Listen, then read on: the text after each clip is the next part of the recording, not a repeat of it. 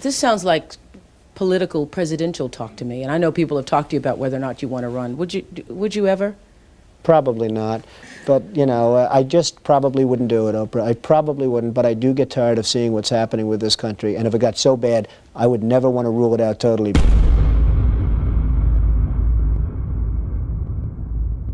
Who are the white hats officially? Okay, this goes back to the Q movement kicked off shortly after Kennedy's death, JFK's death in '63, so it's been going for 60 years. The torch has been passed to a new generation of Americans.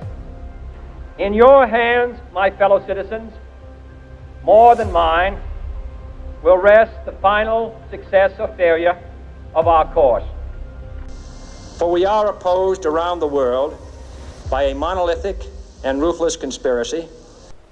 Now the trumpet summons us again, a call to bear the burden of a long twilight struggle, a struggle against the common enemies of man, tyranny. Today no war has been declared, and however fierce the struggle may be, it may never be declared in the traditional fashion. In the long history of the world, only a few generations have been granted the role of defending freedom in its hour of maximum danger. All this will not be finished in the first 100 days, nor will it be finished in the first 1,000 days, nor in the life of this administration, nor even perhaps in our lifetime on this planet. But let us begin. We'll light our country and all who serve it, and the glow from that fire can truly light the world. There's a group of military officers who determined that if a president could be assassinated, they're in bad shape. And so slowly they started to build up a team of senior officers who decided that something had to happen. Now at some point, they're looking at options as all military officers do when they're planning. And they don't say right and wrong. When they do a plan, they work out what's workable and what's not. Is this workable? Yes. Is this workable? Yes. Is this workable? Yes. Is this workable? So they're looking at workable options to save the United States. One of the options was a military coup d'etat. Literally, just take it over, clean up the filth, and then hand it back to the people. That was rejected, as was when we were looking at it in Australia before we even knew about white hats. We determined that coup d'etat or a violent uprising would create such a wound that it would never be healed, and that's if it succeeded. And if it didn't succeed, then it would give the black hats every opportunity to do what they wanted to do, because the people just didn't believe it. They don't believe it now. After all that's occurred, the people still don't believe there's something odd going on. And so they decided to penetrate the institutions, the universities, the schools, the media, the unions, business, the politics, the judiciary, the constabulary, the military. That's what they did. They penetrated the lot. And so they grew and grew, and they worked undercover, and some had to go work undercover, and undercover's a dirty business because you do the dirty things with dirty people to prove your bona fides. And it's based largely on Marines and Navy. And there are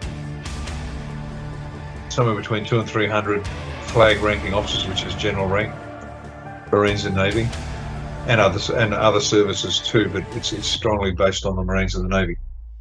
And they've been working behind the scenes to penetrate, understand, and then when the time came, begin to undermine the black hats, the deep state. So that's what it is. That's what Q is. We're putting together an army to take on this cultural Marxist and economic Marxist war that had been declared a long time ago. And this last counter-offensive started the year before Trump was elected. With this strategy, we are calling for a great reawakening of America. And when there's 200 or 300 generals and admirals, that doesn't mean 200 or 300 people. Each one of those people controls a large swathe of capability, if that makes sense. We have over 200 generals and admirals supporting us. And so that means you've got large amounts. And so it's taken time to select the right people that are trustworthy, because undercover work is hugely risky. And that's who it is. That's who's actually doing it. And these guys are just good soldiers that know what's right and what's wrong, what's lawful, what's not. And that's why they have pursued this in a completely lawful way. You can read the law of war, and that's the rule they're following. And so they recruited Trump, the Q movement, the generals and admirals recruited Trump. You're going to become president, but you have to win it legitimately. We can't place you in there. You've got to win it. And once you're in, here's the plan. And Trump had a look at it and he said, okay, let's go. In my former life, I was an insider. Now I'm being punished for leaving the special club. I knew this day would arrive. It's only a question of when. This is not simply another 4-year election. Nobody knows the system better than me. I have seen firsthand how the system is rigged against our citizens. This is a conspiracy against you, the American people. And so it's a delicate game they've been playing. So that's what's been going on. And we can say that because the people don't want to believe it, don't want to believe it, and they never will, and that's fine. And the rest of us know this is the truth. And so I hope that answers your question. It's been a long, slow journey in the process. There are forces at play beyond your comprehension. They have this in hand, but you must still do what's required. You've got to step up when you've got to step up. You're going to do what you're going to do.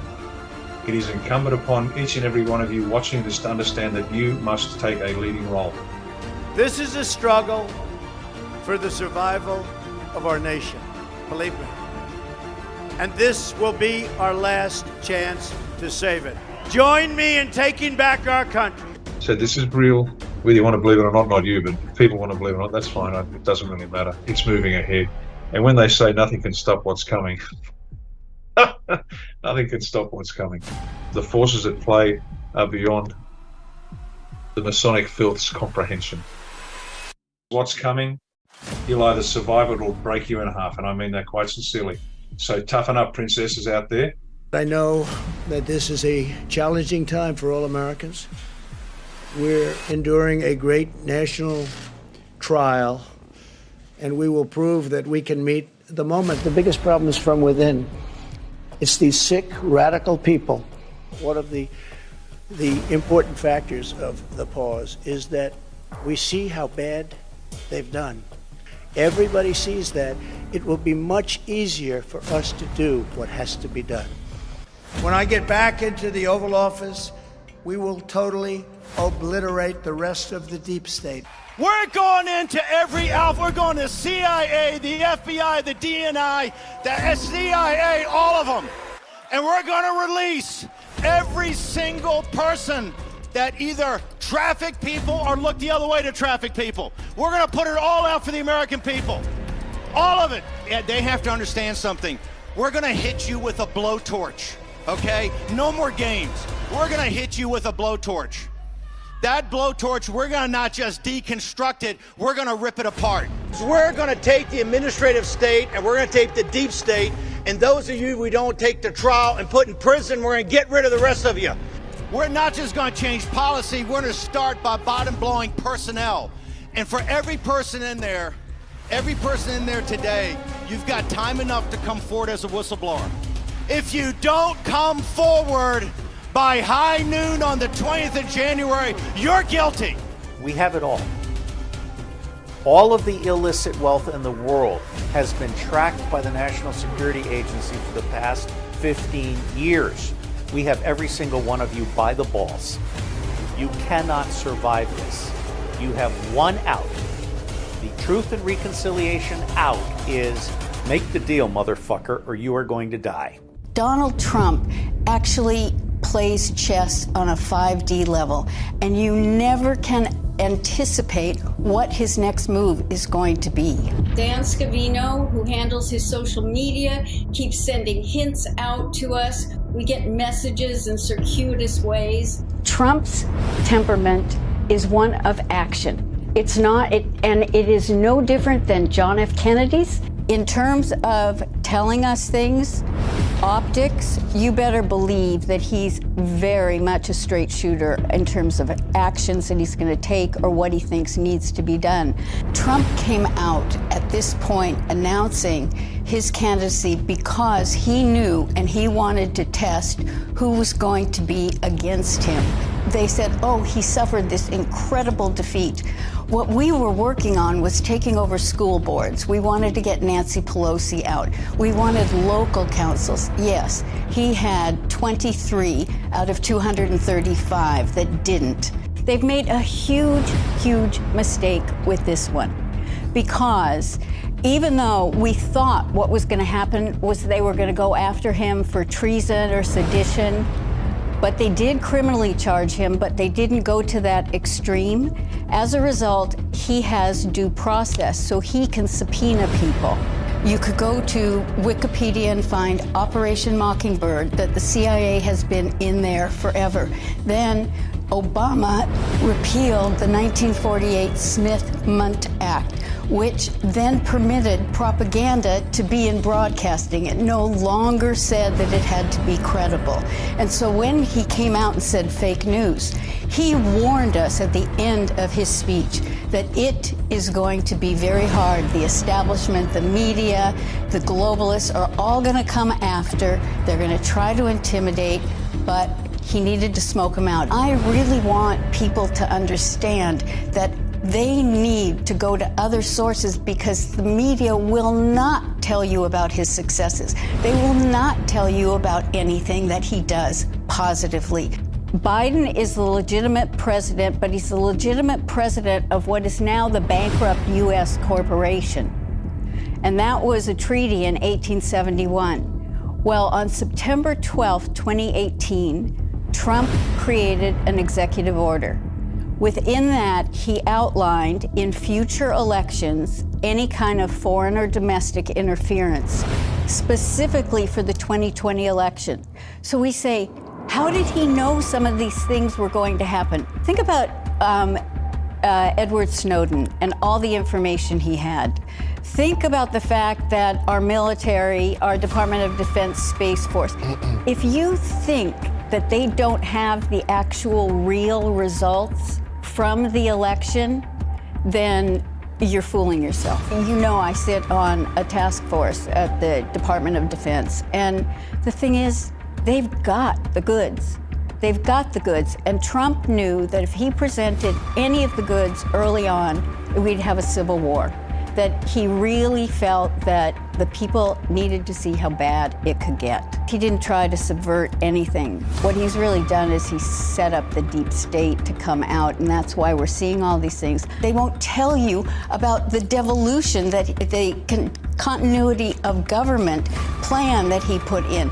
The reason that his Mar-a-Lago was seized upon was that they really wanted to get the PEDS, the Presidential Emergency Act document, which is only what Trump knows and the military, that he had to put in place.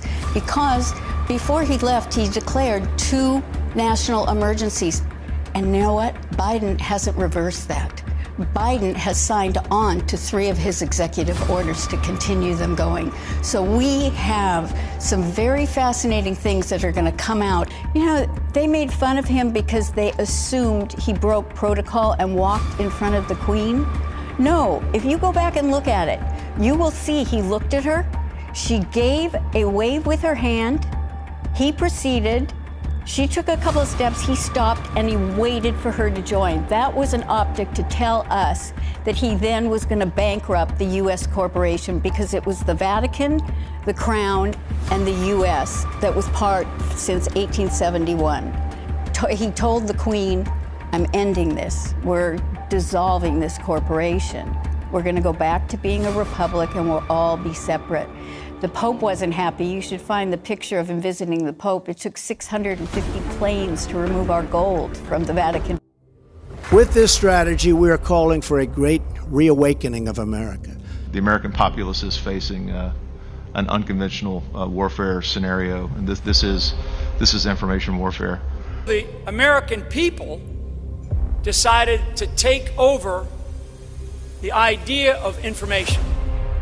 They took over the idea of information, and they did it through social media. We have an army of digital soldiers. What we are now, what we call, I call them, because this was an insurgency, folks. This was run like an insurgency. This was irregular warfare at its finest. I'm a wartime president. This is a war.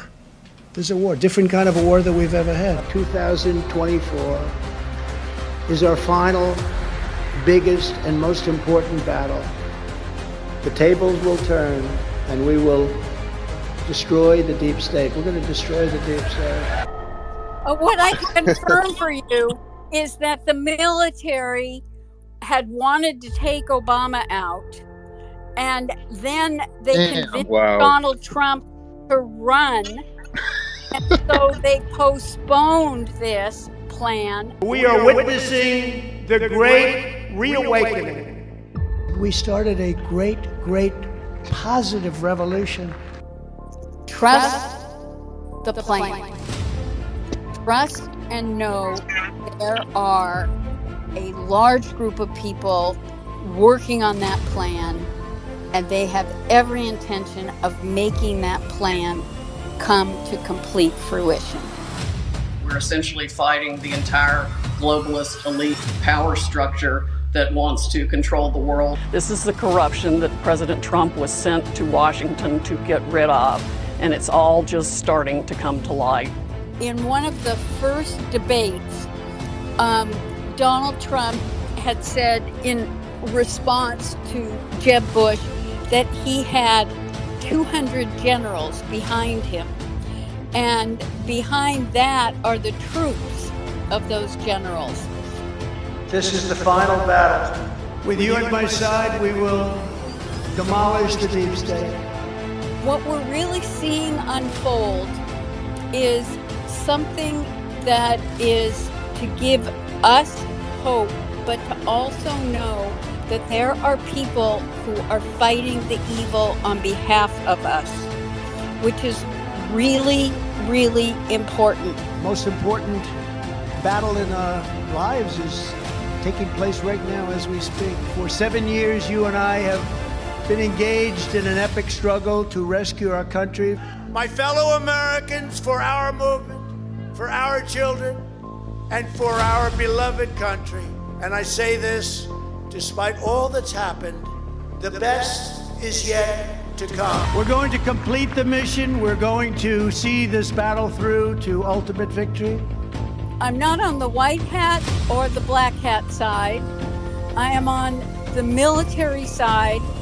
I do get some information because of my security clearance that I only can repeat once I'm given an okay. We operate in silos, so it's only within my task force that we can share a lot of information. If you're president again, will you lock people up? The answer is you have no choice because they're doing it to us. Guantanamo Bay, which by the way, we are keeping open. And we're going to load it up with some bad dudes, believe me, we're going to load it up. I've been told that, and it's the Navy that has the greatest credibility from the legal standpoint. The military is fully aware of the fact that it is going to be difficult to break through to some of the people, and in fact, with the concern to head off a civil war. What happened during our Civil War is we borrowed a lot of money from France. And the City of London, the bankers from England came to our rescue.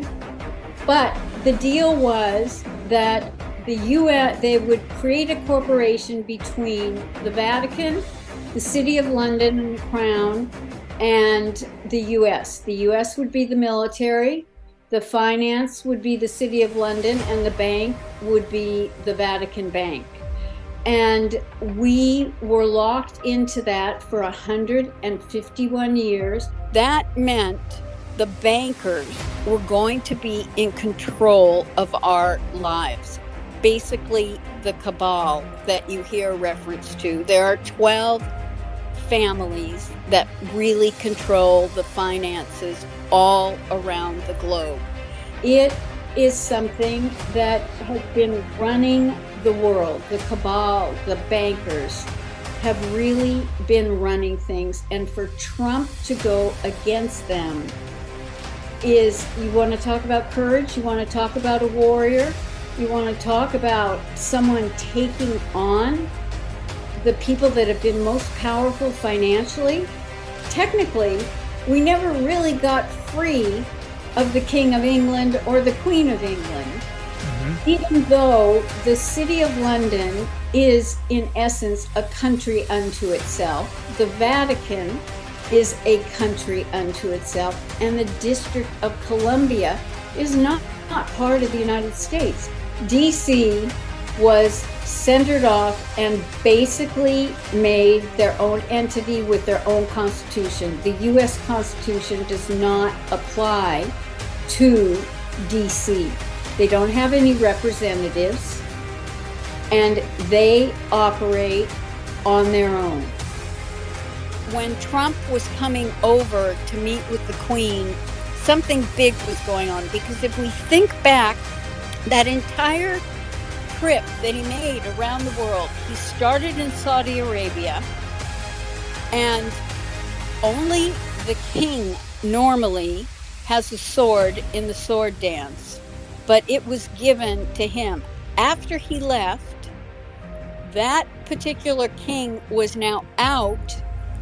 He was arrested with 200 other Saudi Arabian royals, all put in the Ritz-Carlton because Trump dropped off documentation about the child and human trafficking that was going on. Then he made a trip to Israel because he had to let them know and start the Abraham Accord thinking going along. I mean, that had been going on in the background. But then he went to the Vatican. And so when Trump came over in 2019 to meet with the Queen, that was Trump speaking in optics to let us know that he had now informed her that his plan was to file bankruptcy and to end the U.S. corporation.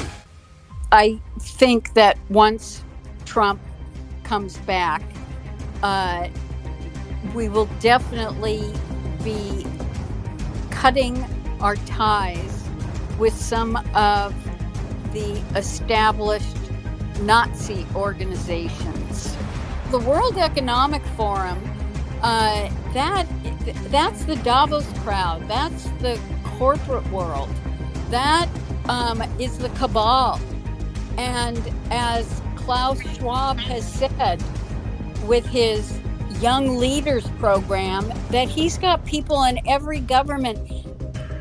Hillary Clinton never, or the Clinton campaign never expected Trump to get as many votes as he received. They were already cheating. When this country is gone, the rest of the world would follow.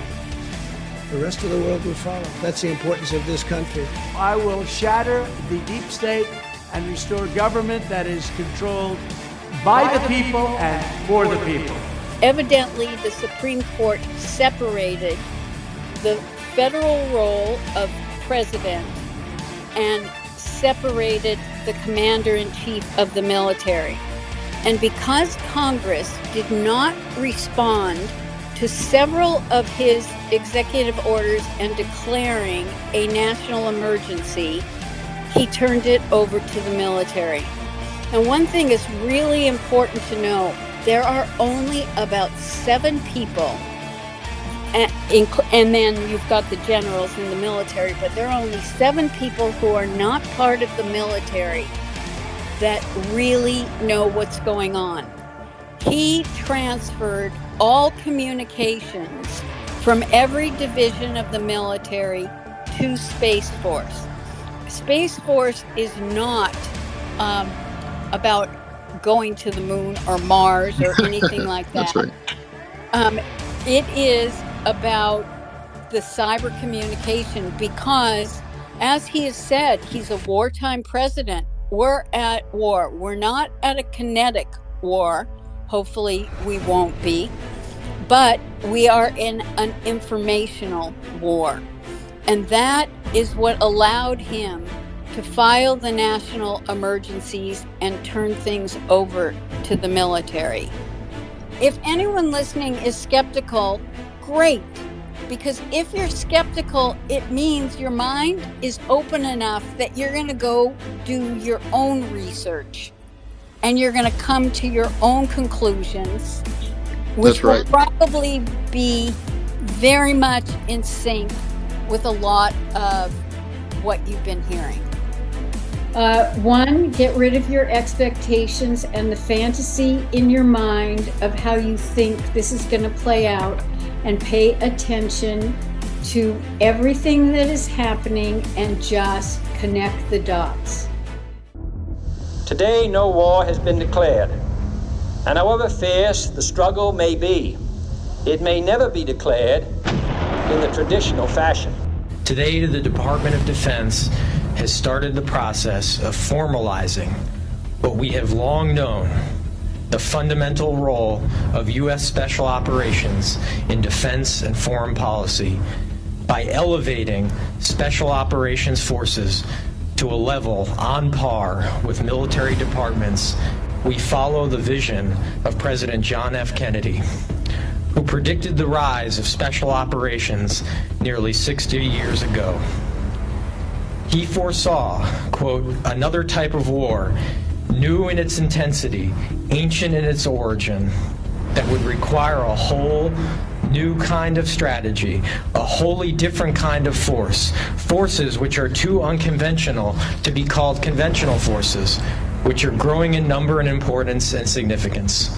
The global demands for Special Operations forces, then and now, has confirmed President Kennedy's foresight. And now, under the leadership of President Trump, we are fully realizing President Kennedy's prescient view of Special Operations forces. This persecution is being done by the same weaponized agencies that for 7 years have been running illegal psychological warfare campaigns against the American people, much as if they were trying to destabilize a foreign country.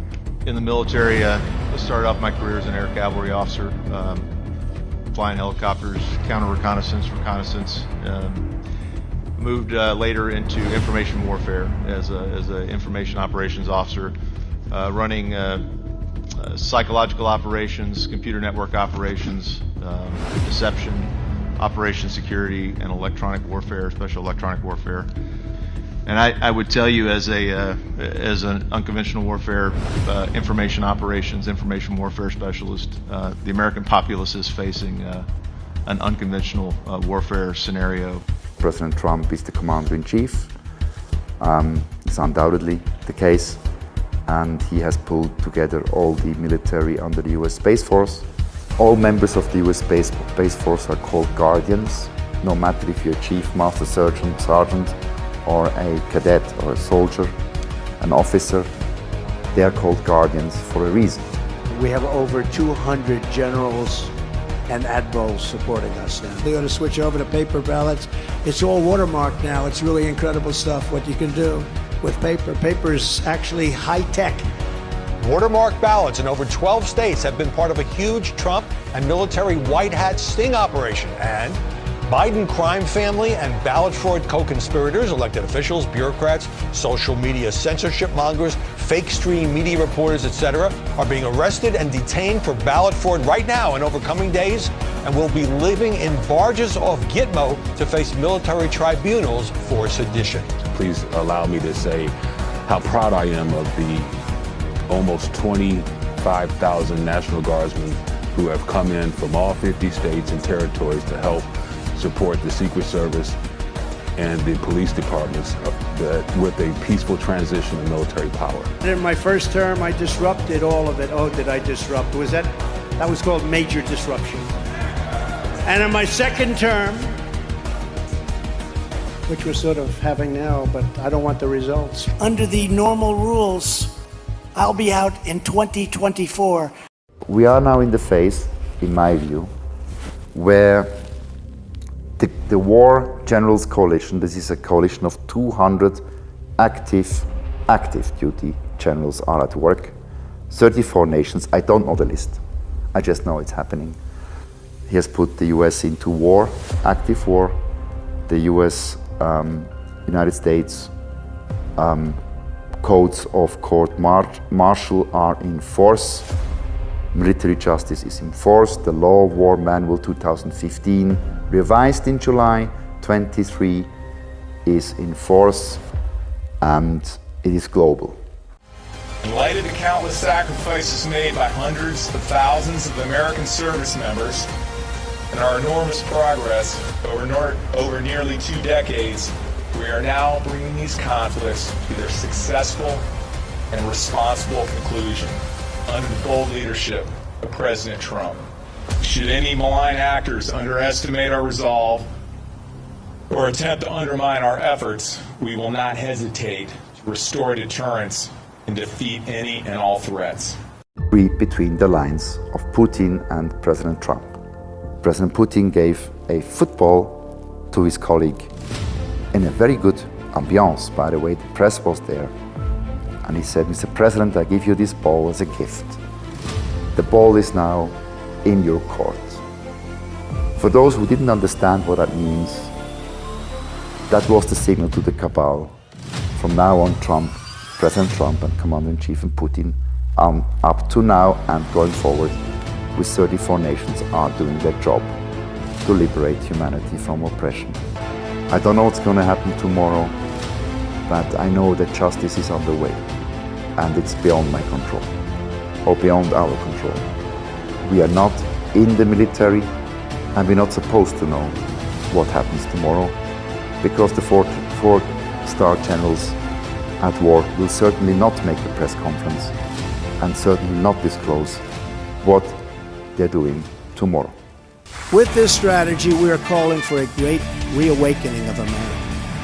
It was hardworking patriots like you who built this country, and it is hardworking patriots like you who are going to save our country. You and I have been in this battle side by side and together, and we've been taking on the entire corrupt system in Washington. We will fight for America like no one has ever fought before. 2024 is our final battle. I call on everybody to apply the light, because we are the guardians of humanity. It's us, our spirit, and our light obliterates the darkness. This is a crusade. This is a holy war against the deep state. In America, we don't worship government, we worship God.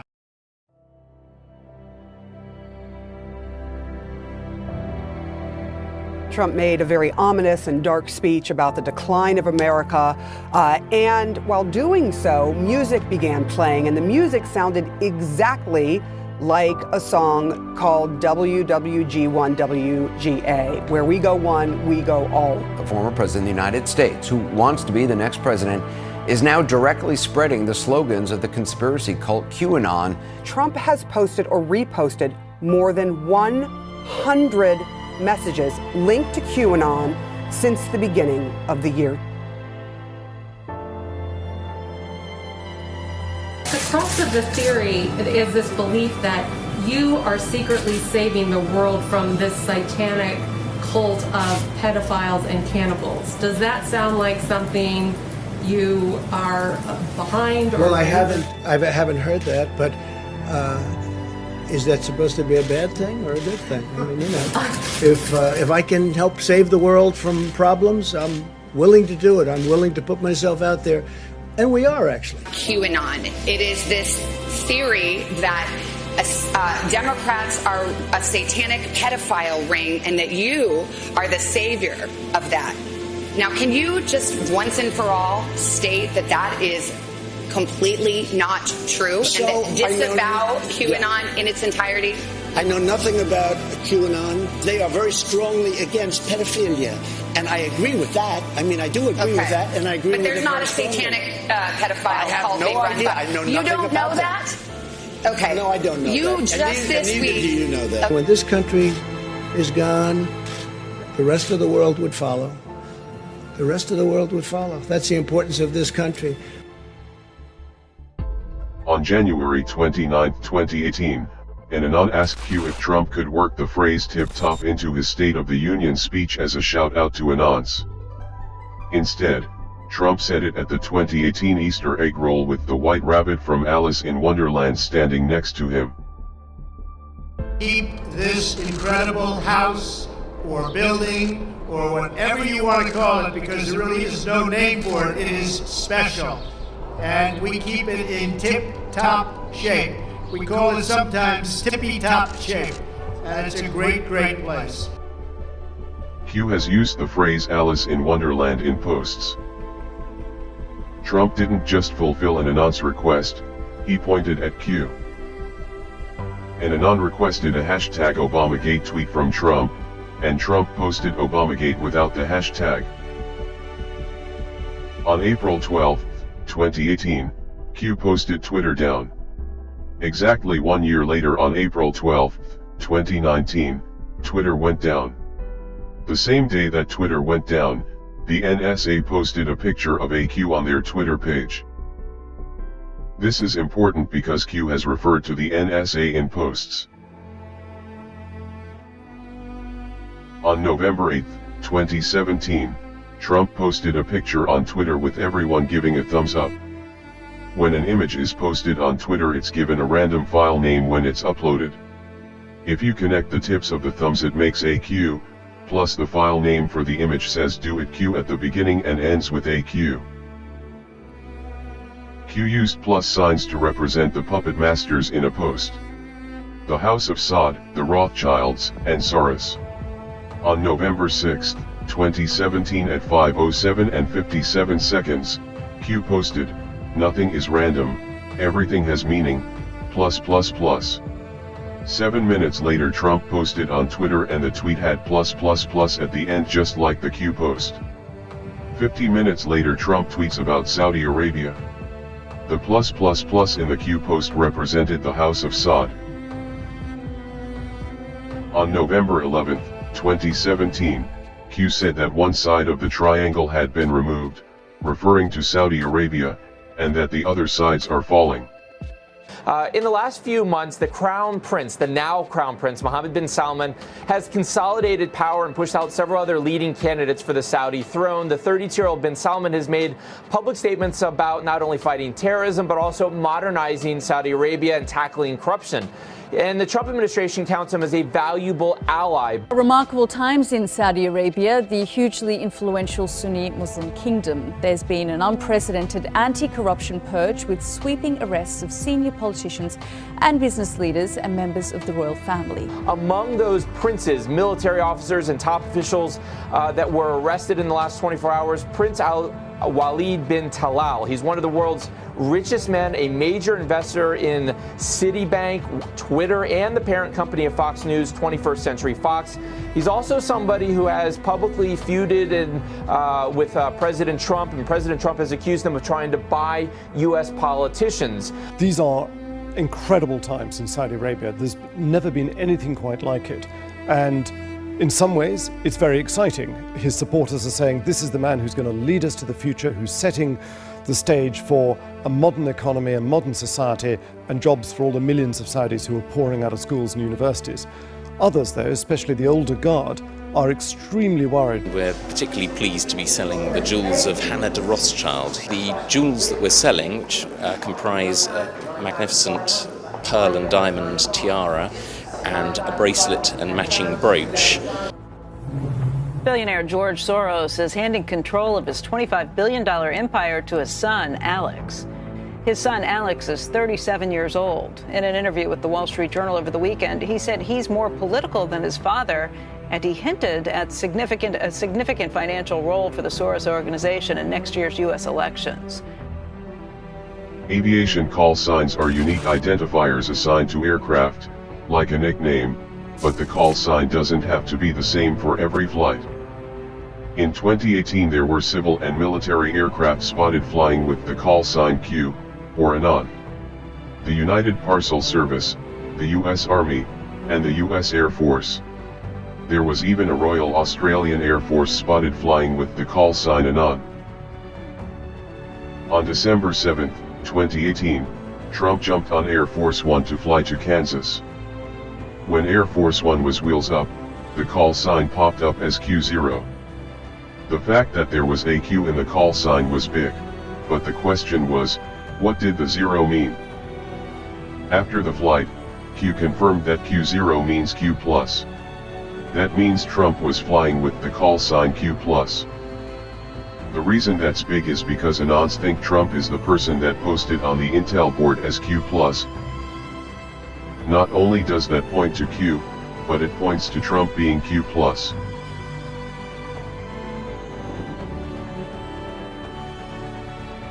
On October 2, 2018, Q posted 5347 by itself. On November 6, 2018, the U.S. Senate election results were 5347. Q called the Senate votes a month in advance. On January 13, 2018, Q posted checkmate, which is a victory in chess. In 2024, Trump posted a hashtag by itself. In chess the hashtag means checkmate. On October 5, 2018, Q posted, "The picture will be the signifier," and dropped the link to an account with the handle, QAnon Baby. They respect us. That's more important. Look at that beautiful baby. Look at that beautiful baby. Wow, what a baby. What a baby. That is a beautiful baby. That's like from an advertisement.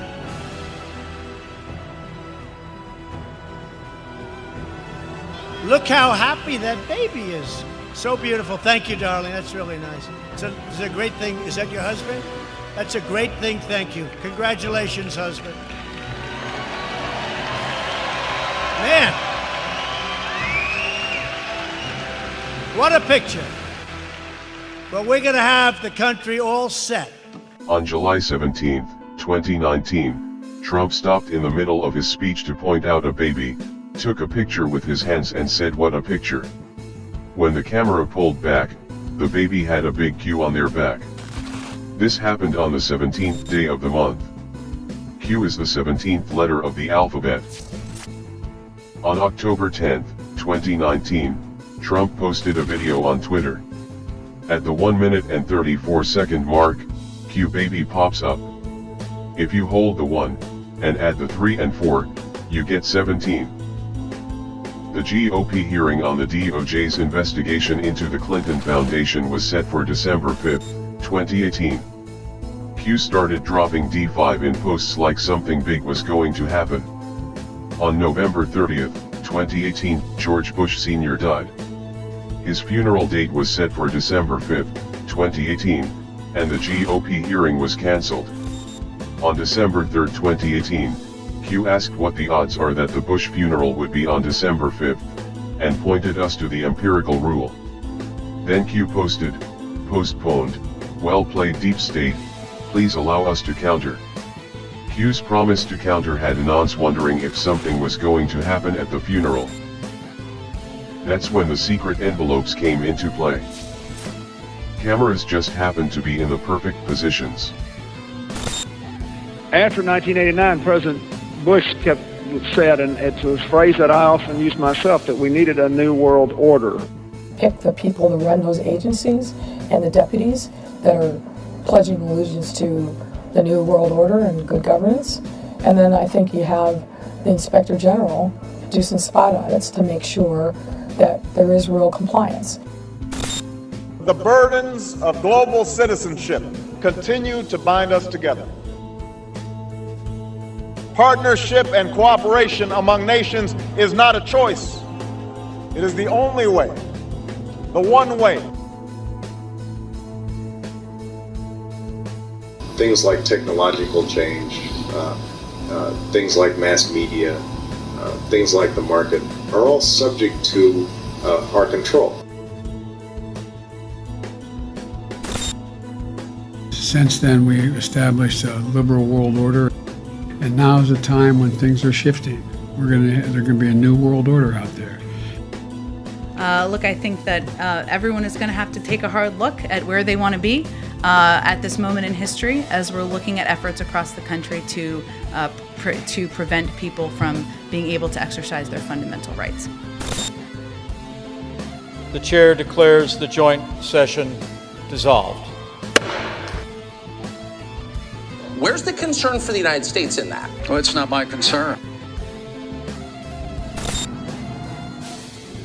We have before us the opportunity to forge for ourselves and for future generations a new world order. When we are successful, and we will be, we have a real chance at this new world order. On December 11, 2017, Q posted, "Follow the wives." All the envelopes were delivered to the wives. And AANON asked Q what was in the envelopes. Q answered, "Our promise to counter." In 2020, AANON made a D5 connection, a declassified memorandum for the Director of National Intelligence, about the unmasking of General Flynn. The document's date is the 4th of May. 4 equals D, and May equals 5. Q replied, they thought it meant December 5th. On February 22, 2018, Q posted, "Fight, fight, fight." When Trump was shot, and had Secret Service covering him, not knowing if there were more shooters, he broke protocol to put his head and fist up to say, "Fight, fight, fight." If he was going to die, he wanted those to be his last words. Each of you enters service at a truly exciting time for our country. For we are witnessing the great reawakening. With this strategy, we are calling for a great reawakening of America. Now we are calling for a great reawakening of nations, for the revival of their spirits, their pride, their people, and their patriotism. On September 19, 2017, Trump called for a great reawakening of nations in his UN speech. On October 6, 2017, Trump said it was the calm before the storm, and on October 28, 2017, Q dropped the first post. You guys know what this represents? Well, maybe it's the calm before the storm. What's the storming? Could be the calm before the storm. What storm is We have the world's great military people in this room, I will tell you that. And we're going to have a great evening. Thank you all for coming. Thank you. What storm, Mr. President? You'll find out. You guys know what this represents?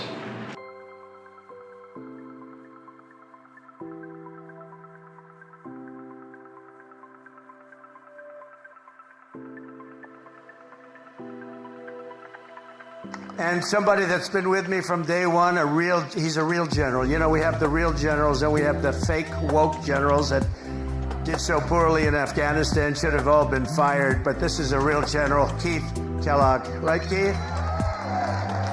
And this is a great group. It's good to see you, Keith. He's been with me from before day one, right? He said, that guy should run. We got to get him to run. I like those guys. They were here before I ran. You know, there's quite a few of them. General Flynn, along with General Kellogg and some of our other friends. We have so many friends. We have over 200 generals and admirals supporting us now. We had 17 Congressional Medal of Honor winners endorse me. When I first came here, I was only in Washington 17 times in my life. On December 9, 2017, at 10:34, Q posted a quote thanking the military.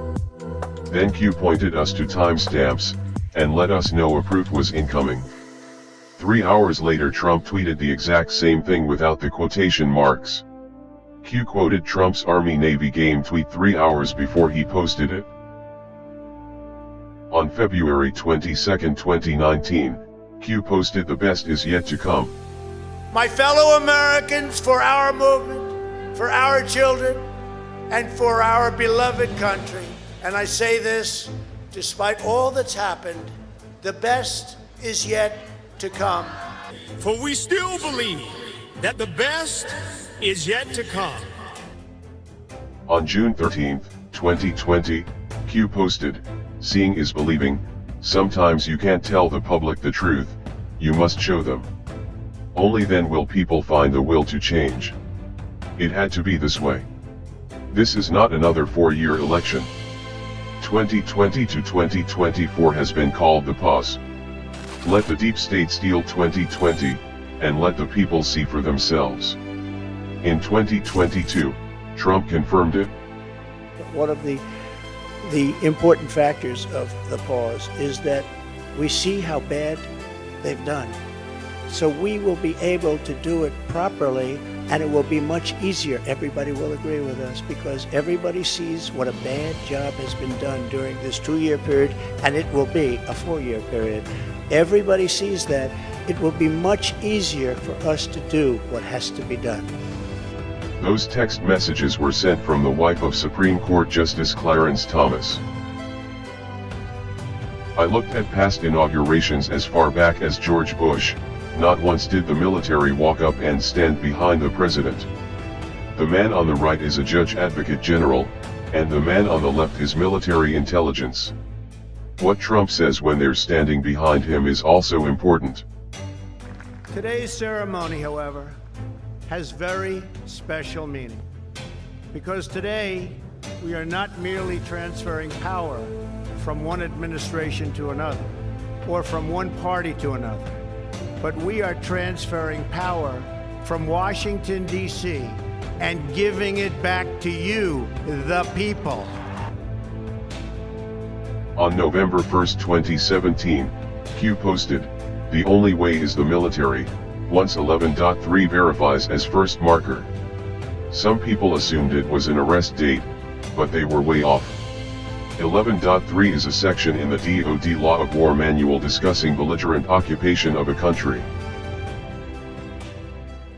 End of occupation and duration of Geneva Convention obligations. The status of belligerent occupation ends when the conditions for its application are no longer met. Certain Geneva Convention obligations with respect to occupied territory continue for the duration of the occupation after the general close of military operations. End of occupation. Belligerent occupation ceases when the conditions for its application are no longer met.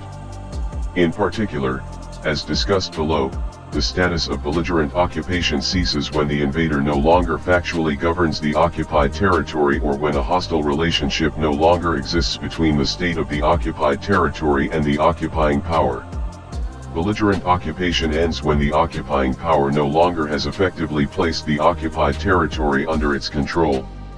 For example, an uprising by the local population may prevent the occupying power from actually enforcing its authority over occupied territory. Similarly, the occupying power's expulsion or complete withdrawal from the territory would also suffice because the former occupying power generally would not be able to control sufficiently the occupied territory. Rest in peace, Mr. President, JFK. Through your wisdom and strength, since your tragic death, patriots have planned, installed, and by the grace of God, activated the beam of light. We will forever remember your sacrifice. May you look down from above and continue to guide us as we ring the bell of freedom, and destroy those who wish to sacrifice our children, our way of life, and our world. We, the people. This has never been attempted before. The use of the general public to counter the propaganda push by the controlled media. Analysis indicates that situational awareness of the general public is expanding at a massive pace. Attacks indicate the loss of generalized information control by the mainstream media. Military, and civilian alliance.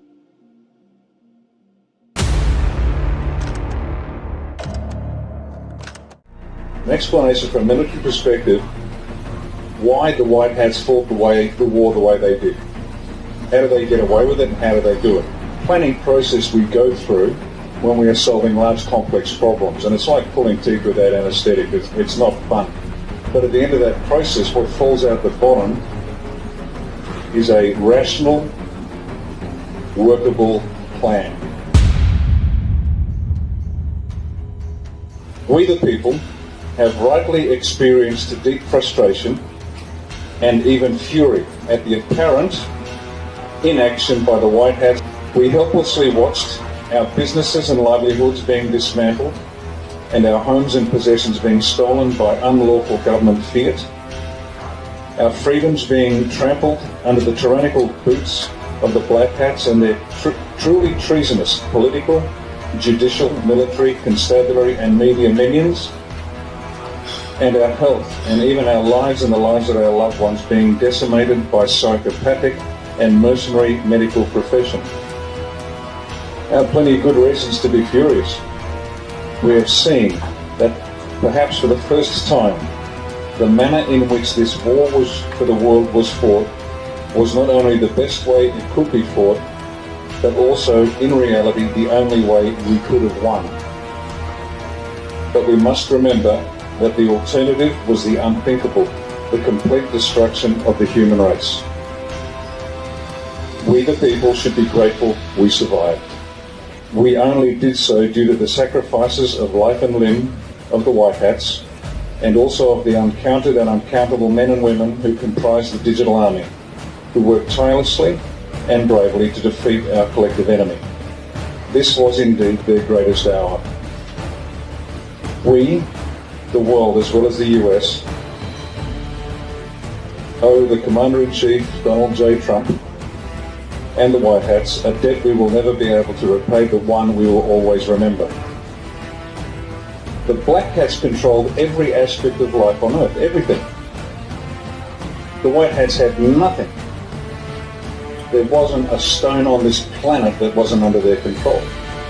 So how do you win against that when the adversary has everything and all you have is the will to survive, to fight? That's all you've got. So you start. You start. The military planning is called the center of gravity, and you've got to understand this. The center of gravity. What is the center of gravity? It's 1960. The president's just been shot, and you are starting to put together a plan to understand how to take back the world. Now, this plan was so complex and difficult that they thought they were going to reach it with Ronald Reagan. So add a few years, add a few decades, and they're finally ready. Control the corporations, control the money supply, and then it starts to flow down. And the center of gravity will change as the operation advances. Once that's done, you've got a new center of gravity and a new center of gravity.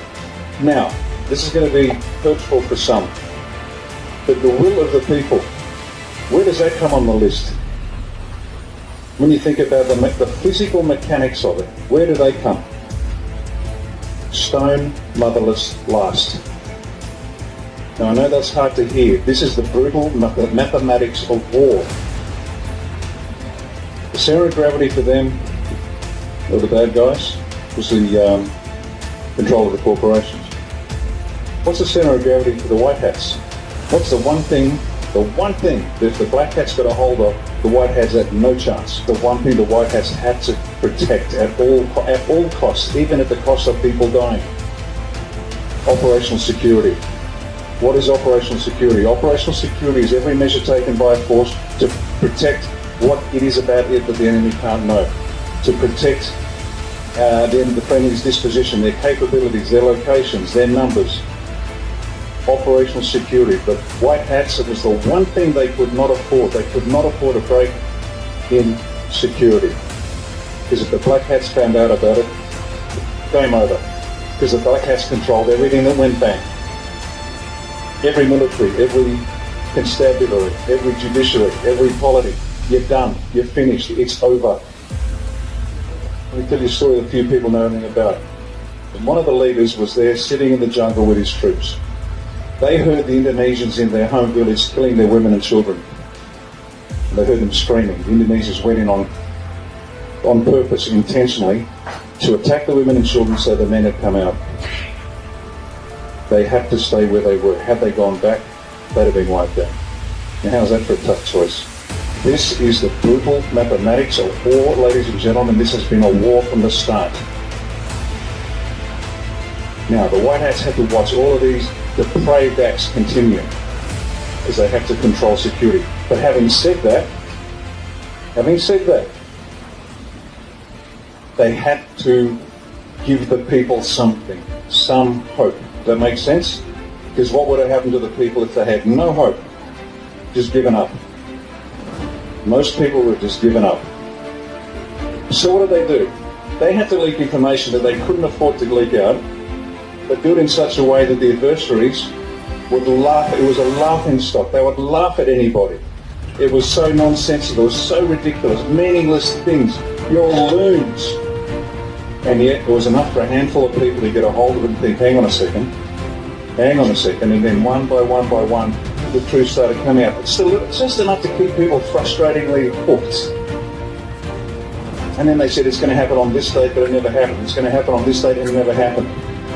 But then somebody in New Zealand figured out they were paragraph numbers from a document called the Law of War. And people went back and went, oh, now I get it. But bit by bit, they fed us breadcrumbs. And anybody that picked up that breadcrumb was ridiculed and lampooned. So they gave us enough, but they had to do it in such a way that nobody would believe was true, including the Black Hats. And so we, the core, kept the faith. And bit by bit, we grew. OPSEC, Operational Security, was their centre of gravity. They were giving nothing out, regardless of what the Black Hats did to the people. Once again, this is war. This is brutal. Not everyone's built for this. But they did give us a few crumbs in the form of Q. Please, you must understand, and you will, in time, the war was fought the best way it could, and the only way we could have won. And if people get angry and they challenge you and say, but these people died, you say, don't blame the White Hats. Why are you blaming the White Hats? Who did the killing? The Black Hats. And by the way, who allowed the situation to arise where the Black Hats were in that position of power? Everybody put your hand up, because I'm responsible. We all of us, except maybe a couple that woke up about 40 years ago, have been screaming at the mirror, screaming at the mirror for 40, 50 years saying, wake up, you dumb bastards. But the rest of us, we believe what we believe. So we are responsible. When someone challenges you and said, why didn't the White Hat save my daughter? Be patient, be kind, and help them understand it was the Black Hats that killed them, not the White. And we allowed it to happen. Thankfully, we have woken up and turned it around, and be grateful we survived. And they are terrified because they have lost, they know it.